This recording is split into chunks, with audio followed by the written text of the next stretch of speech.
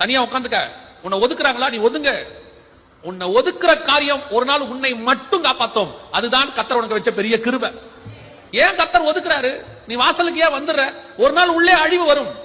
வாசல்ல இருக்கிற உன்னை மாத்திரம் ஆண்டவர் காப்பாற்ற வல்லமை உள்ளவராக இருக்கிறார். பல நேரத்தில் கர்த்தர் செப்பரேட் பண்ண சொல்றாரு. Separation is very important. உங்க ஆவிக்குரிய வாழ்க்கையில இருக்கட்டும், உங்களுடைய ஊழிய பாதையா இருக்கட்டும், உங்களை நிறைய பேர் பாவம் செய்யறவனோட நீ சேரக்கூடாது. சேரக்கூடாதுன்னா அவனை பார்க்கவே கூடாது, பேசவே கூடாது. இல்ல, தேவையான விஷயத்துக்கு போகணும், வந்துடணும். தேவை முடிஞ்ச உடனே வந்துடணும். வந்துட்டு மத்த நேரத்துல போய் உட்காந்து அவங்களோட உட்காந்து அரட்டை அடிக்கிறது, எல்லா வேலையும் பண்றது. அப்புறம் அவன் பண்ற ஜோக்கல நம்மளும் ரெண்டு சேர்ந்துக்கிறது. நம்ம அங்க பேச மாட்டோம், அதை கொண்டு வந்து நம்ம இங்க பேசுவோம்.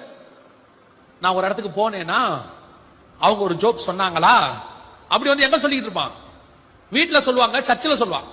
பிசாசு பார்த்தான், அவனை விட இவன் தான்டா நம்மாலு. ஏன்?